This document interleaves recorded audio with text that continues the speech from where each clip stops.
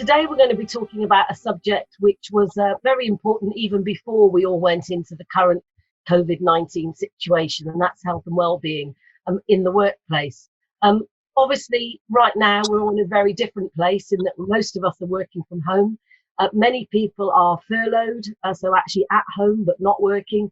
So this subject is even more important, both for employers and employees. So we've got a really great panel for you again this morning, and we hope that, first of all, they'll be able to answer some of your unanswered questions, but hopefully you will also be able to put your questions to them as we go through the next hour. So I'm just going to introduce them to you and just ask them to say a few words about themselves. I'm going to start with John Locke, who is head personal trainer at MyPT in Croydon. John. Yeah, good morning, guys. My name's John, personal trainer, coach working for MyPT or working out of MyPT studio, MyPT, the gym in Croydon. My main focus for people at the moment is not so much on their training, but trying to get their habits, their routines, their rituals, and mainly their nutrition in check. I think that's probably one of the more important things we need to be looking at for people at the moment.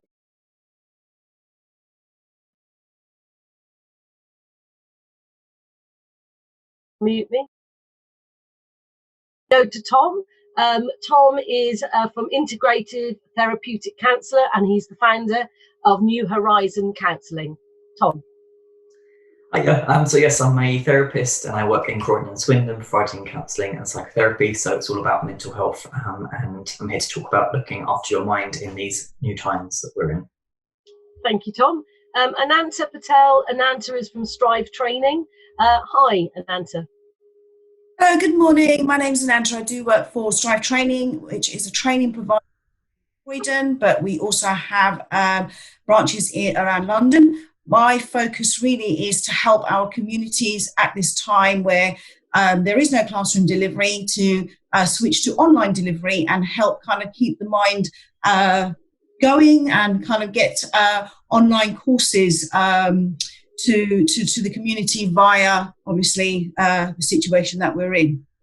Great, thank you very much. I'm going to go to Jeanette.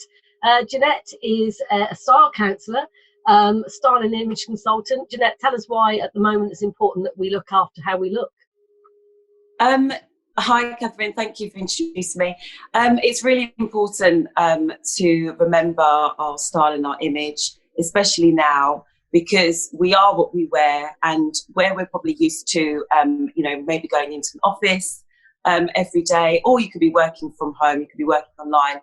We have a different situation now that we're all working from home, and it's very, very easy to, especially with the kids at home, it's very, very easy to, be trapped in the leggings and the loungewear outfits every single day. We don't have to sort of see anyone.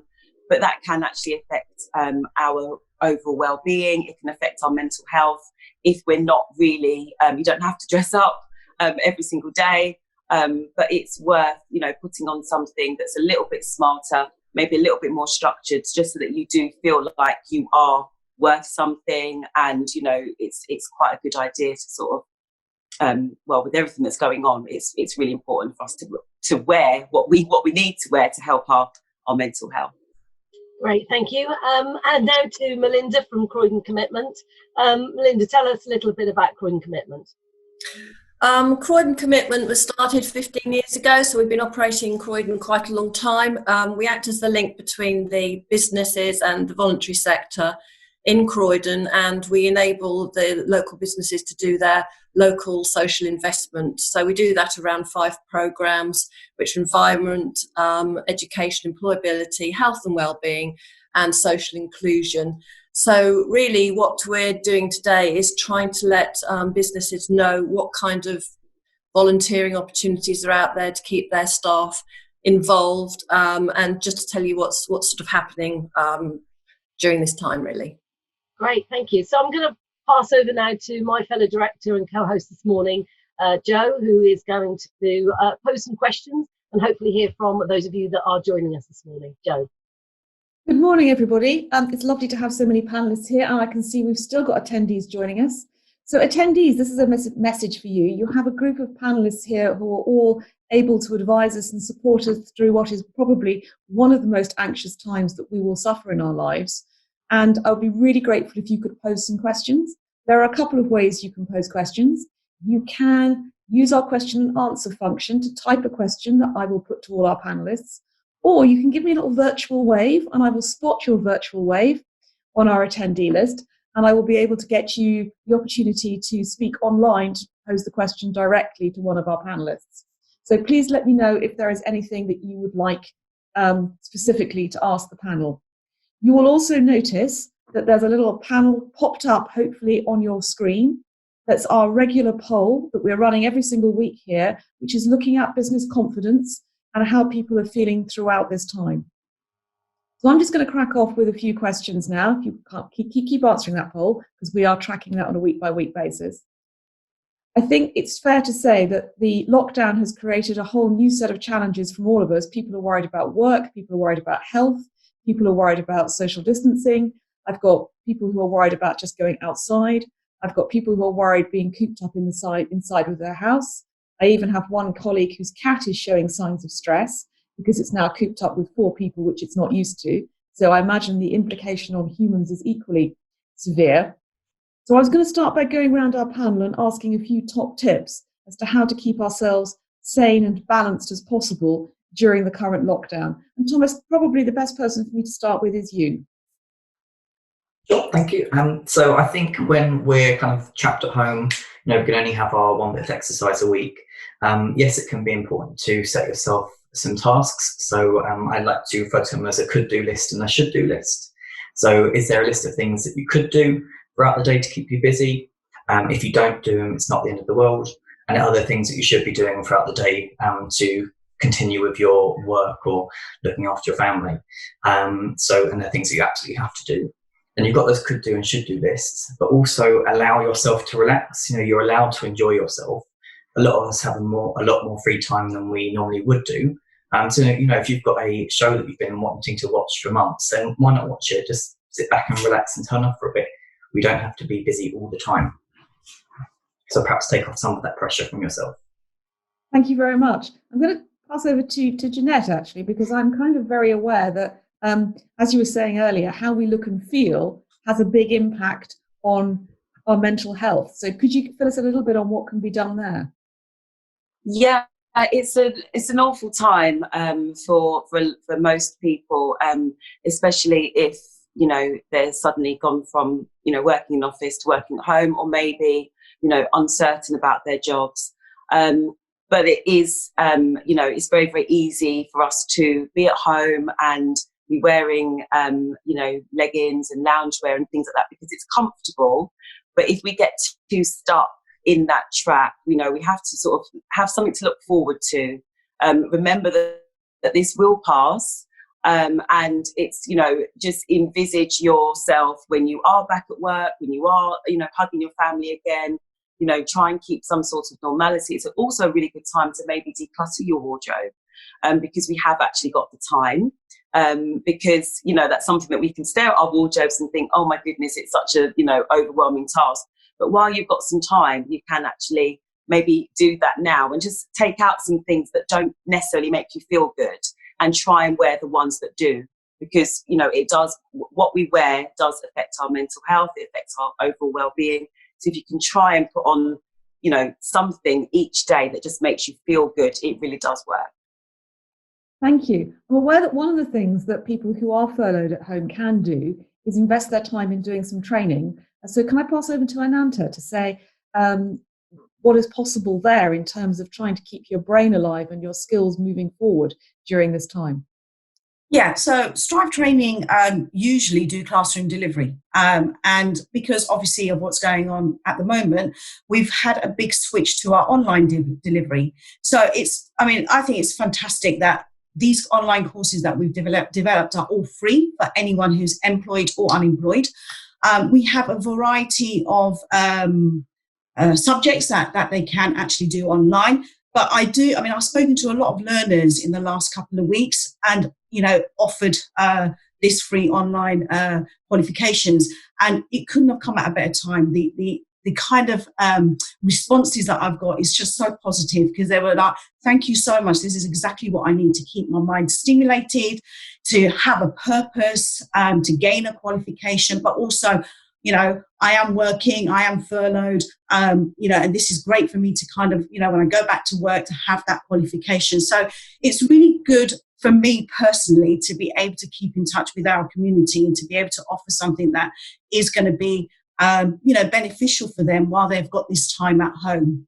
So it's, you know, a qualification, it's an accredited qualification, and there are lots of subjects. It's not just your maths, English, you know, and your customer service. We're doing a lot around nutrition, health, well-being, personal development. So it's about kind of, you know, a holistic approach rather than your classroom delivery. So I'm hoping that with the courses that we've got now, that they're going to be kind of received in a good way, but also for employers to see, actually, you know, these are options that I can give to my employees who are furloughed. Thank you very much. I'm going to go over to John now to say, obviously, keeping ourselves fit and healthy is important for our mental health as well as our physical well-being. And also because an anonymous attendee has just posted something saying, just wanted to give a shout out to your great stay-home bingo sheet, which apparently you posted yesterday, and which I personally love an explanation of.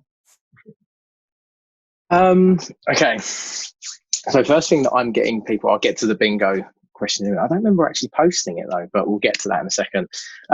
So the first thing that I'm getting people to try and focus on is the people that are working from home, to try and stay in their routine that they would have as if they was going to work on like a day-to-day basis.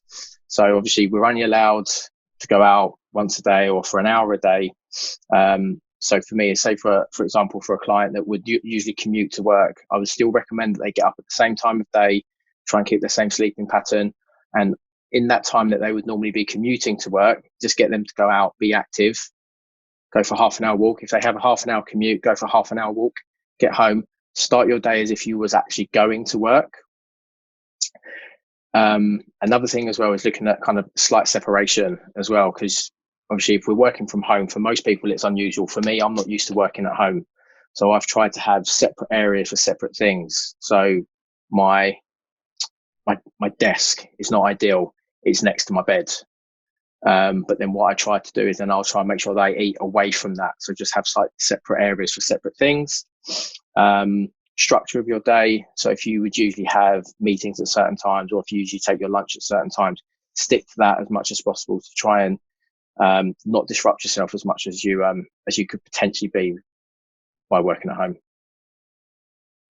And the bingo, yes, the bingo. So as a group of personal trainers, there's probably 18 or 19 of us, but in the studio there's probably a good 20 to 25 people that work there. So we're all used to being around people. So it's a big shock for us. So one of the things that we've done is weekly either quiz nights or bingo the other day. We have a host who is Mike. So he usually hosts. So yes, we had bingo, we had prizes and everything on Friday night. So like someone's mentioned in the chat there, like the connection with people is for us has been amazing as well. To actually still be able to connect with people, because we're used to being around people. So if you're in an environment where you're used to being around people, things like this, the Zoom calls, even just getting on stuff like this is amazing without even realizing it. Thank you very much. I think it is very true that people always need people. We always need people to function, to react to be social with. We've talked a bit about the training options that are available just to keep our brains alive during this. I'm going to hand over to Melinda to see what else people can do to keep their skills alive during this time. Thanks, Jo. Well, obviously, there's not so much opportunity for businesses to get their staff employees doing kind of a designated business volunteering day, or even take part in some of our other programs like lunchtime literacy.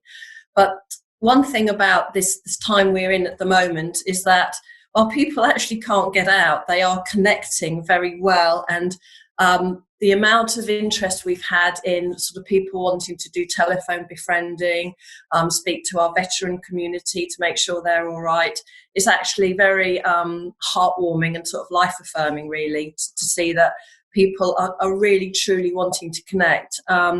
In terms of volunteering and what, as a business owner, you might want to get your staff involved in, the best place to contact at the moment is probably Simply Connect via the CVA website. That will give you a whole host of different things that you can do. And there are loads of things you can do without actually moving from your front room, really. So obviously, one of the prime things that everybody's aware of at the moment is that food banks are desperately short of food. People obviously can't donate in the same way that they did before. But if you can donate to a wealth of sort of fundraising pages, in the local area, that would be great. There's also Shield NHS, which you can apply to and help to try and build visors. They send you all the information and the materials and things like that, so you can help do that. Although I think a lot of companies and organisations at the moment are overwhelmed by volunteers. So what I would say to you is keep an eye on what's happening down your road. If you can, get involved with some of the Facebook groups or the WhatsApp groups in your local area.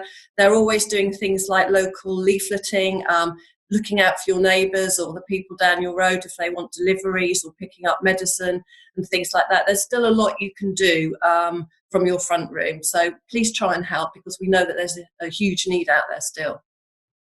Thank you very much. There's a question that's come in that I think is really interesting, which is what role can employers play in terms of ensuring that their staff remain physically and mentally well during this time, because clearly they aren't having even the walk from the car park to the office, and they're not having that social interaction that they would normally do. There are strict rules around furloughing, which obviously mean you cannot work for a company for whom you have been furloughed, but I don't think that necessarily means that social interaction and that connectivity should be lost. I'm going to hand over to Catherine, because I know that she wants to talk about some of the things that we've done at White Label. Yeah, I suppose just to really say that we're very typical of a small business. Prior to this situation, we employed around 20 to 25 people. We had to make the very difficult decision of furloughing a vast number of them. And what was important to us was that we kept that team spirit. So we keep the routine of having a regular 9 o'clock meeting every morning via Microsoft Teams. And that's obviously not for furloughed people, but for our existing staff. For our furloughed people, we have quite an active sort of social calendar. We always used to do wine o'clock on a Friday at 4 o'clock in the office. It was a tradition we started very early on, and never more so than now do we need wine o'clock on a Friday. So we still do that virtually with our team, and everybody, past and present, and furloughed people come in.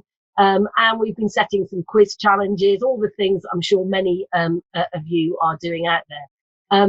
I think we are going to be looking at some of the Strive training opportunities for our furloughed staff. Obviously, that's up to them.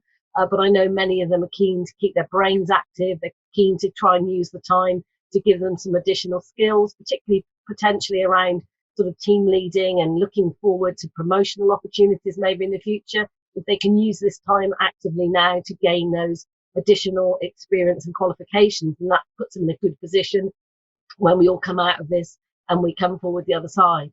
So I think we're a communications agency, but it's true to say that communicating is key. And never has our WhatsApp group been as busy as it is now. I think sometimes I look at my phone and I've got some 90 WhatsApps from the group, which is fantastic because it means that everybody is still connecting, still communicating, and I know getting lots of value out of that. So I think there's a lot that as employers we can do, but we have to be proactive about making that sort of stuff happen.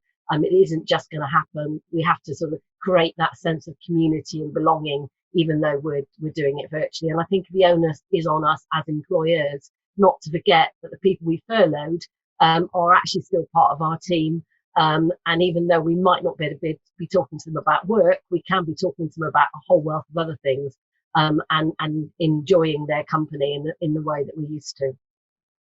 Thank you very much, Catherine. Would anybody else like to come in this? Because it occurs to me that as I'm sitting here, some options I hadn't previously thought of, which would be to make sure that some of our staff can partake not just of the training and the volunteering opportunities, but also perhaps counselling if they need it, and or doing some fitness. So would anyone like to come in on that? Just wave a hand if you would like to.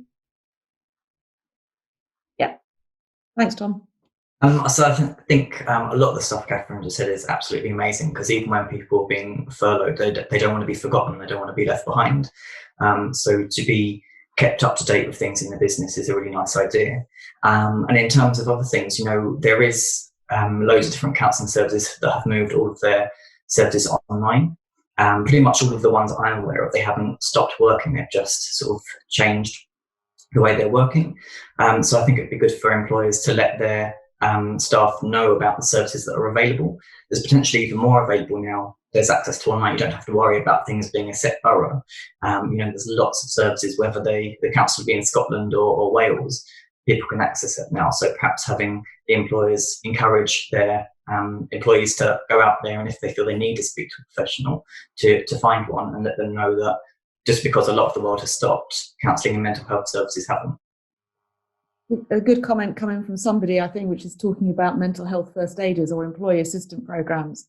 I think a lot of us who are employers perhaps have some of those facilities available as part of our private medical health insurance. But even if we don't, because ours doesn't cover that kind of thing, we should be enabling our staff to access services like that, because I am aware that anxiety during this time is going to be quite important, and we do have a responsibility for the mental health of our employees as much as we have a responsibility for their physical health. Yeah, absolutely. Now, I'd say even if there's companies that don't have access to those employment assistance programs, there are a lot of private therapists that will be able to offer their own sort of version for that. So if you're a small company and you want your staff to have access to counselling for a short period of time, then as the business owner or whoever you may be in the business, reach out to a few therapists and say, I've got 5, 10, 15 people that might want a bit of support. Do you have any special rates? Can you help them? Can we give them your details? Because you'll probably find a lot of therapists will go, sure, if there's a lot of people, then we'll do discounted rates. So there's less of an impact financially for the business too. Well, and also I think it's in my interest that I have staff fit to come back to work. Yeah, exactly. You want your staff to be ready, you want them to be getting through this time and to have their healthy mental health. So when we do start getting back into normality, everyone's still sort of running at capacity. There is a very timely poll going on at the moment, and I would encourage all our attendees to answer it. It's asking mostly business owners whether they have completed some staff welfare issues with their team, and we'd like to keep a track on that one as we go through. I've got a lady waving her hand. Annie, I'm gonna allow you to talk, and I'd love you to put your question direct to our panelists. Hello, Annie, can you hear me? He's muted currently. He's muted. Can you hear me? Hi, Annie. Yes, we can hear you. Hello. Hi. Yeah, I teach yoga. I did write a second ago, and I find it really helpful for all of my regular participants to stay connected with each other. But what I was going to say to you all was, I work for myself. I did used to work for Nuffield Health for about 19 years, and I decided to go it alone. Hi, Anta. Good morning, lovely. I decided to go it alone, and what I would like to say to you all is it's wonderful that you can have connection with, for your companies to have help via mental health specialists and everything. But I think one thing would be really great, I feel, for your company is to just hear you saying to them that it is okay to not feel good some days. In this time, our moods are going to be wonderful one day, and you think it's great to have a good clear out and you feel brilliant and you did that. But I think it's really important to also just let people know that it really is okay to feel fearful sometimes, and to acknowledge that that's okay too. And I think that they might just feel a bit more human, and if you're all together saying, do you know what, I'm scared too sometimes, and to not feel that you have to be the head of the business or whatever the position is, to just allow people that, yeah, it's okay, and how you're feeling is completely natural in this particular time that we're going through. I just think that would be really helpful. And I'm with John on the, I've taught for years and years and years, and it is difficult when you're used to being in a room with lots of people and teaching them, and then all of a sudden your yoga studio is your kitchen, which obviously I have to keep tidy all the time now, which is great. But yeah, so I just feel that just to let your own people that work for you or your employees know that you're listening. And meditation, I would definitely say meditation is a great thing for them too. So yeah, I just wanted to, I'm really enjoying listening to everybody. And Janet, I agree. I put on makeup, I put my best clothes on every day, and I'm just teaching my yoga in my kitchen. But it does give you that lift too. Thank you for allowing me to speak. That's all right. Thank you very much, Annie. I'm going to ask a question really for John, actually, which is that we've got used to being able to go out and exercise using gyms, treadmills, all sorts of exciting options, which are not currently available to us. What can we do to adapt our own house so that we can keep ourselves moving? Right, okay. So, first thing that I've tried to get people to do is almost just shift slightly from what their original goal was. A lot of people will automatically assume that because they've got no equipment, they're not going to be able to do anything. So the first thing I'm asking people to do is to really start thinking internally. It's like when they're actually moving, think about how they're moving and think about what they're moving. And then just trying to get people to understand that our bodies doesn't know what a weight is. It doesn't know what a dumbbell is. It doesn't know what a barbell is. All it knows is that there's some existing or some external load on us that we need to try and move it, and we need to try and produce force and move against. Now I think is a good time if people want to start going out and looking for equipment, because when it first happened, when gyms shut 3.5 weeks ago, you couldn't get an elastic band, let alone a resistance band from anywhere, because everyone had just bought everything. But now I'm doing sessions for people that have got a single kettlebell, a pair of dumbbells. Resistance bands are great. The majority of my training at the moment that I'm doing in my back garden is all around various different resistance bands. What I would say is that if anyone wants like a list of equipment that you can get, that you can produce like a pretty effective session from, then if we can get them my contact details, I can send them out to them, because I've got a list that I put together for my clients. But just being really, really internally focused about how you're moving, trying to decide what your goal was. Like I mentioned before when we was all chatting before we started, that there's so many different variations of workouts available for people at the moment. A lot of them are like plyometric based, so like jumps, squat jumps, a lot of high intensity stuff. If you've been the type of person that's gone to the gym previously and hasn't done that sort of training, it's going to be a complete shock to your body. So I try and get people to do the same style of training that they're used to, rather than just thinking a home workout has to be jumping around. Not that there's anything wrong with that, because if that's the style of training you was doing before we went into lockdown, then 100% continue that. If you were training more like a resistance-based training, so like with external loads, so dumbbells, weights, machines, try and replicate the movements as much as possible.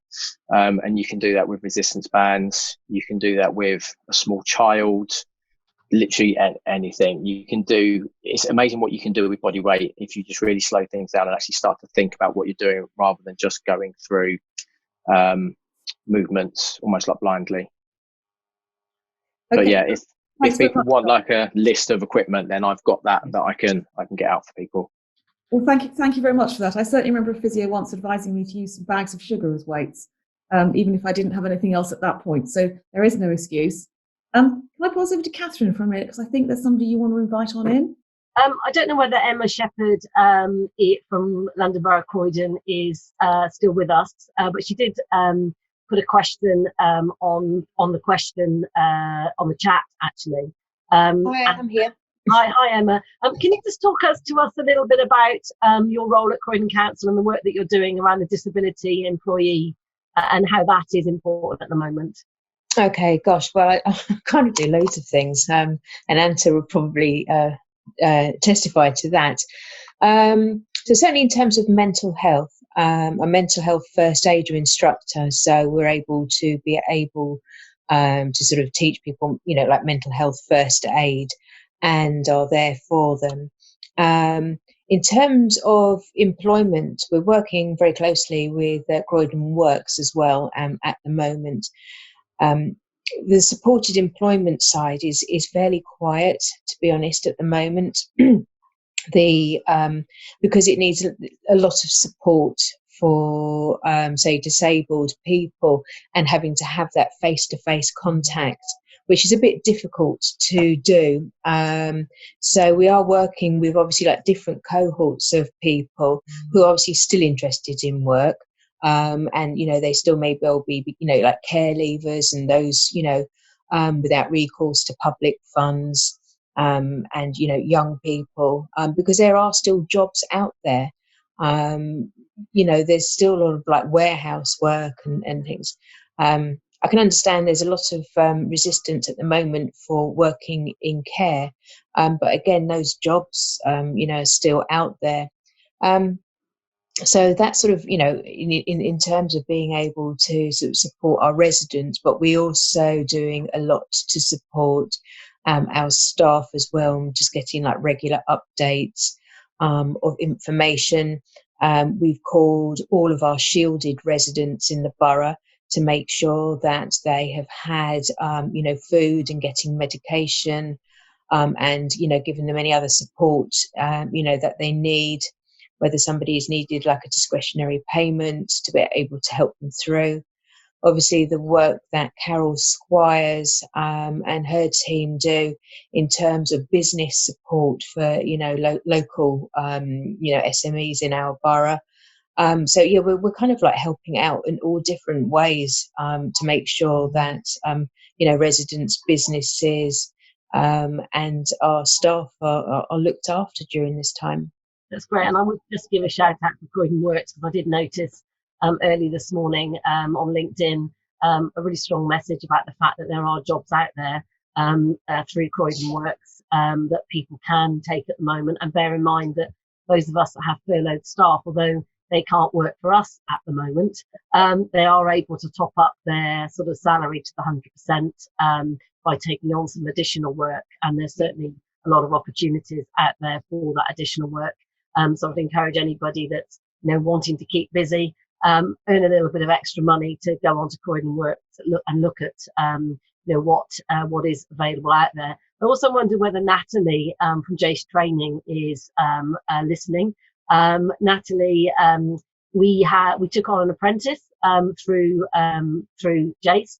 Sadly, we have had to furlough him. But Natalie, I think you're with us. Can you just talk a little bit about the people who are sat at home, maybe partway through an apprenticeship? How does that work at the moment? Hi there, Catherine. Now, can you hear me? Yes. Yeah. The apprenticeships at the moment are working full-heartedly. We went through the first couple of weeks of what are they going to do, and geeing them up and actually getting them back into the basics of looking at the theory behind their qualifications. And the learners that we have now are really working around the theory and the background of their qualifications, their textbook work, preparing for their exams, and actually preparing for their endpoint assessments. The learner that you've got with you, Catherine, he's actually done quite a lot of practical work with you. He'd done amazing events, and he's now got the time to write that up, reflect on it, and look at the theory behind all of that. So he's now actually preparing for what is called endpoint assessments with his qualification. And he will be taking his endpoint assessment online as planned. So, his qualification hasn't actually stopped.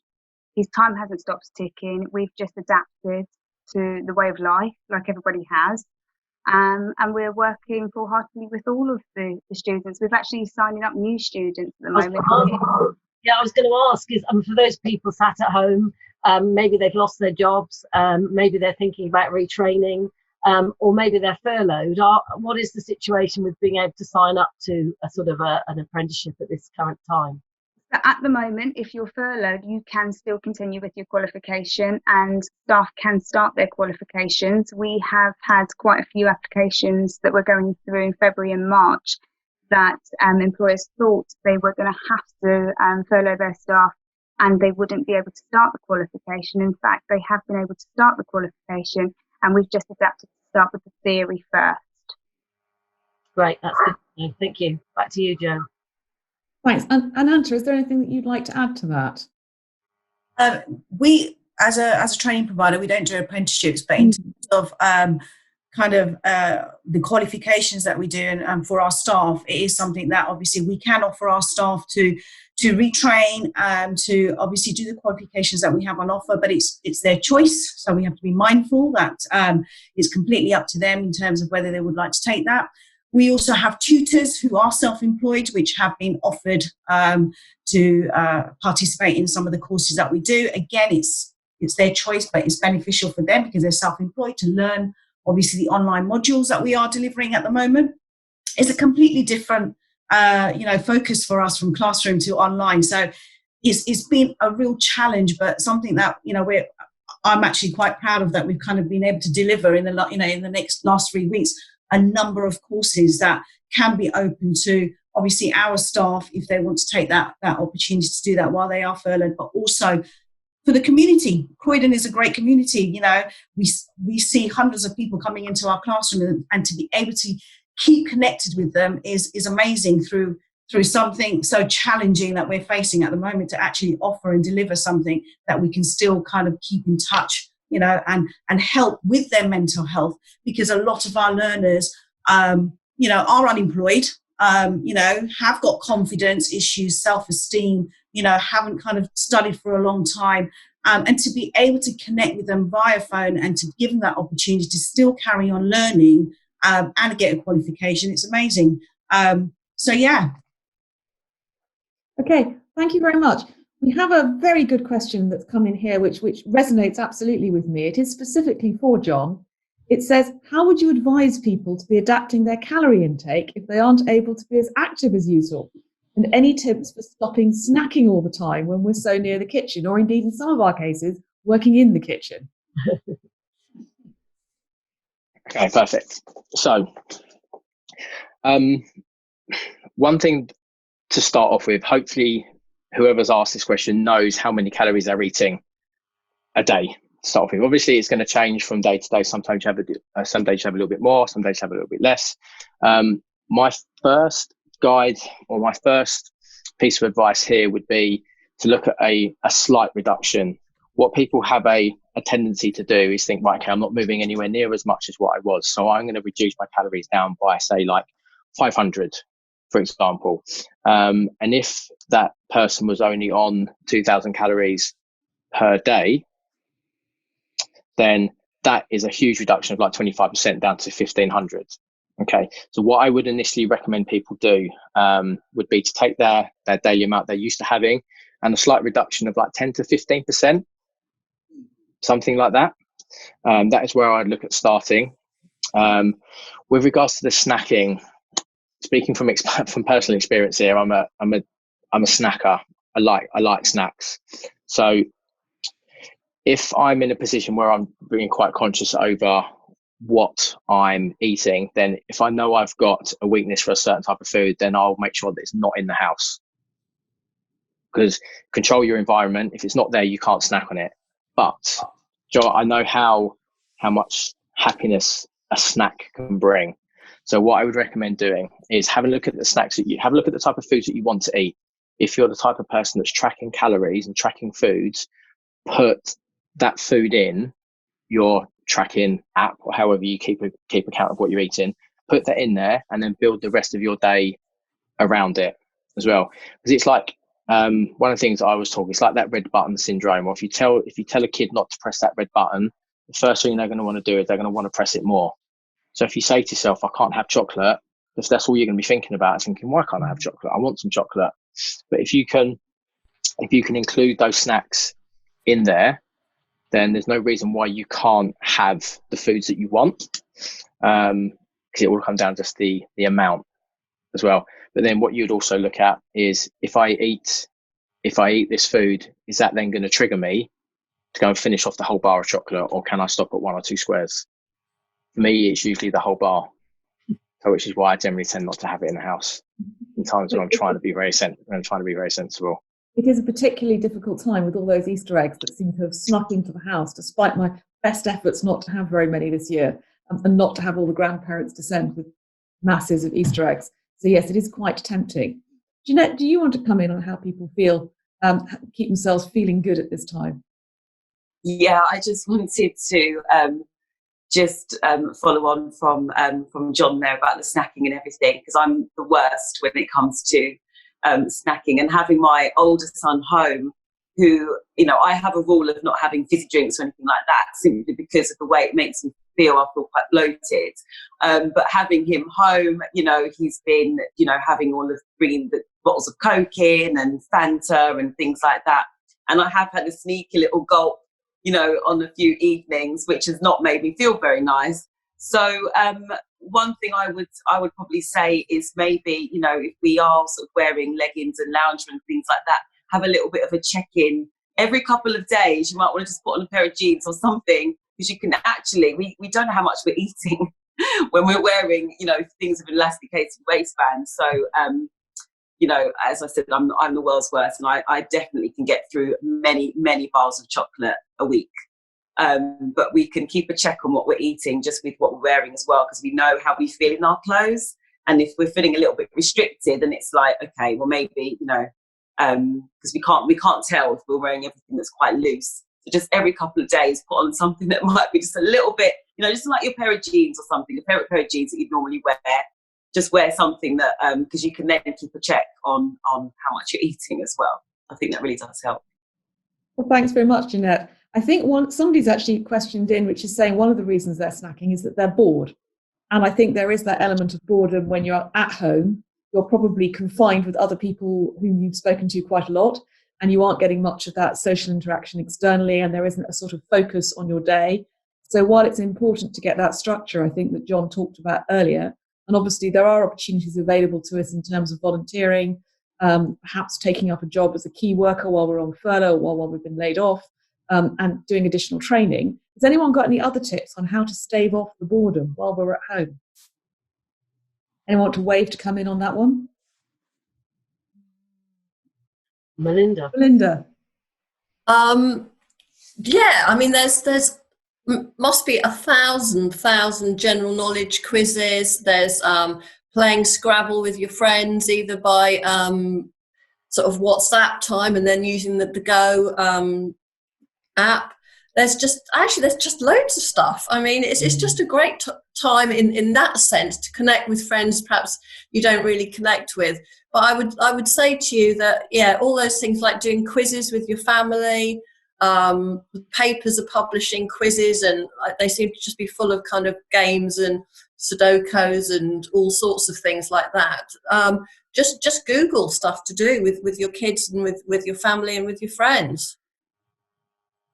Thanks. John, do you want to come in on this one? Yes. Okay. So boredom is a massive thing. I think, like we've just said, like Melinda said, you've got a lot of time to do new things. So again, I'm a person that likes food. The reason I got into training is because I wasn't entirely happy with how I looked, because I like food. It makes you feel good. So what I tried to do is trying to keep my mind as active as possible. Obviously, at the moment, I have times when it's easy to do that. I have times when I get bored as well, because there's only so many times you can watch the same shows on Netflix. There's only so many times you can look at your phone. But it's a repetition of something that I will say to myself, is if I'm about to eat something, if I've got a specific goal in mind and what I'm about to eat isn't going to take me closer to that goal, is something that I read in a book. The book is called Atomic Habits. If anyone wants a recommendation, really good. Is just say something out loud. I'm about to eat this cookie. I'm about to eat this donut, but it doesn't align with my goal. So by putting that out vocally, it can then give you a little bit more of an internal focus. Think, right, okay, I don't really need this. I'm not actually hungry. I'm a little bit bored. For me, I've probably thrown myself into work at the moment a little bit more than what I would do if I was in the studio or in the gym. I'm on my computer a lot. So I will go and take time just to sit out in the back garden. Something as simple as having a glass of water instead of eating something as well. And then I also think it's sometimes like the acceptance that you are going to feel bored sometimes. Yeah. It's getting comfortable with that feeling. So it's getting comfortable with feeling maybe hungry, and it's getting comfortable with feeling bored and accepting the situation for what it is. Thanks, John. I'm going to actually pass over to Thomas because I'm aware we might lose him in the next 5 minutes because I know he had to go. And he had actually a few good, important points, I think, to make about actually enjoying boredom. One of my favourite authors once said he'd always heard about boredom and was looking forward to trying it. Yeah, I think it is a good point that you are allowed to be bored.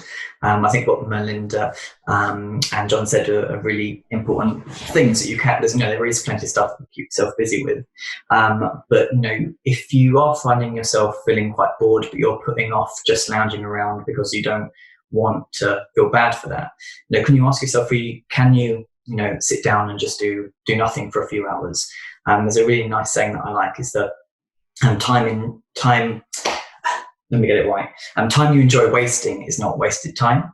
A lot of people get a lot of grief. Oh, you spent all day playing video games. Doesn't matter. I enjoy playing video games. So allow yourself to be bored every now and then. And when it comes down to eating, drinking, smoking more, also be mindful of that. Ask yourself, am I eating or drinking or smoking this because I am bored, or is it because I fancy it? Be a bit more mindful about your thought processes behind doing those things, and also allow yourself to be bored, allow yourself to chill. Thanks very much. I know Catherine wanted to ask a question, and I will just say before you ask the question that there's loads of great tips coming in on the webinar chat, so we'll try to compile those to send them round afterwards. Catherine, over to you. And Anta, actually, we're just going to go to you first because I think you just wanted to pick up on something that Thomas said. Yeah, I just wanted to pick up on the boredom factor and just carry on with what was said. And I can go from my personal experience. I think it's really important. I'm one who is out and about, communicating all the time, meeting people all the time. And I think it's, for me, being stuck at home, it's been a challenge. But I found house party, doing, regular kind of weekly get-togethers with family and friends, and communicating makes you laugh. It makes you kind of actually, this is great. I'm seeing people. I'm actually in touch with people I haven't been in touch with for a long time now. So it's important. I think that's really important for anyone who is kind of feeling that boredom to kind of maybe initiate a house party, WhatsApp, FaceTime, and go, right, this is the time, this is the day. Let's get together and have a chat over a glass of wine or a cup of tea. Because I think, again, mentally, that really does make a difference, especially for me anyway. That's great. I think I'll just add to that. I think that this current difficult time is giving us an opportunity to all think differently, behave differently, act differently. And maybe there are examples where we've got into a routine, because you get into routines when you're getting up every day and going to work on commuting. When your commute is only 5 yards across the corridor into your working from home office, it does make you stop and think. And I think it's a really positive thing that wherever possible we can use this time to maybe think about behaving differently. I was going to just ask John to just give some advice. Maybe I'm conscious that not everybody is young, fit, healthy, able to do exercise in the true sense of the word. Many people at the moment are vulnerable and are having to stay at home.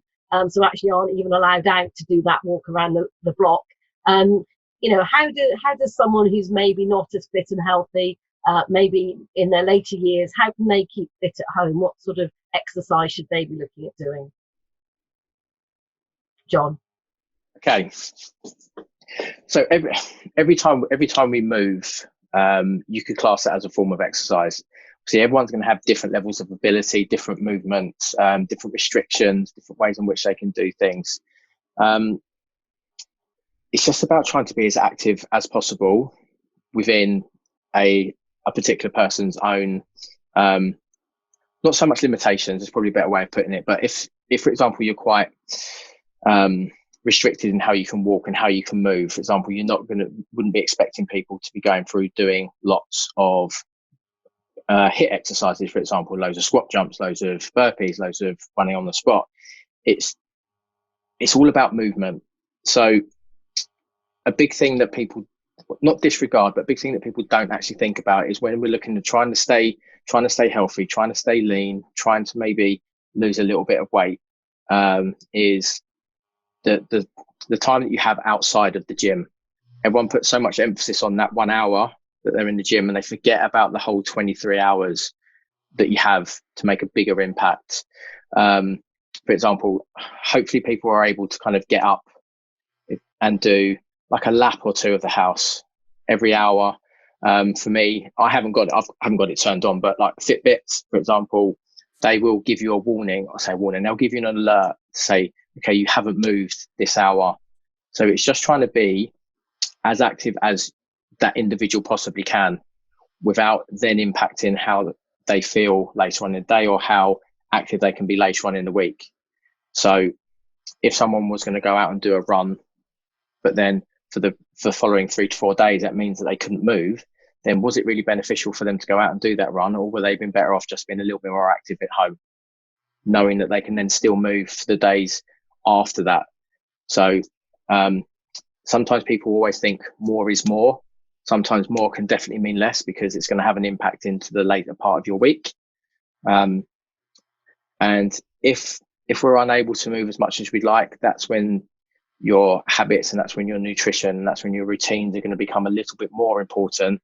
Because if you was relying on your outside activity to kind of take you somewhere, this is when you're going to potentially need to look at reducing down how much you take in, just to create like an energy balance deficit. So like energy balance is how much food you're taking in against how active you are. If your food levels are in here and your activity's down here, then your body's going to start storing this, but then it's just about trying to tip the scales the other way. So if you're a little bit more active than what you're taking in, then your body's going to start using that energy. So it's about trying to find ways for people that fit their lifestyle that can get them in to an energy balance of where they need to be, whether or not it's maintaining, whether or not it's going to be growing, or whether or not they're going to be looking at kind of losing. Thanks very much. That was really helpful. Melinda, you wanted to come in on something? Yeah, just getting back to the boredom factor, really. I would just suggest that people do actually look at the mutual aid Facebook sites. There's about 5 or 6 across Croydon, and it's another way of connecting very, very locally, but it's another way of finding things to do that people are asking, people are engaging with. Can you pick up? Can you deliver? What shops are open? It's quite informative, and it's a nice way of chatting to people perhaps you wouldn't normally have spoken to. So have a look at those as well. Thanks very much. I like John's point a lot about keeping our energy levels balanced. And I guess part of that is also feeling good. Jeanette, I've not heard from you for a while. So how do you recommend we keep those energy levels good so we still present well? Because I'm aware that it's much more important to present well. Now I have a screen and a camera in front of me, and I can't use some of the little tricks that I might have used when I'm meeting people face to face. Yeah, that's something that's, everyone's, I've spoken to so many women over the past probably year, 2 years, really scared to be visible, especially people that maybe got their own business or starting up, and they're scared to be visible online. And now all of a sudden it's like, this is the only way that you can communicate is now being online. It's like everyone's suddenly thrown into this. So, there are so many things that you can do, just like, the newsreaders, they've always got on their trainers or something underneath and their pajamas and things like that, But if I sort of just touch on the boredom point that you mentioned as well before, this is a really good time to have a lot of fun with anything that you're clearing out of your wardrobe. The other day I did like a 3 ways to wear a scarf. And I said, there's so many of us that are going to be thinking, we want to get back to the salon, we want to get our highlights done and everything. How about a scarf that you might have been thinking about throwing away? Put it in your hair. See how many ways you can tie it around your hair, hide your roots. So you're not really thinking about, getting back to hairdressers. Then I showed a way, you know, that you could just put the same scarf around your handbag, you know, change the look of a handbag.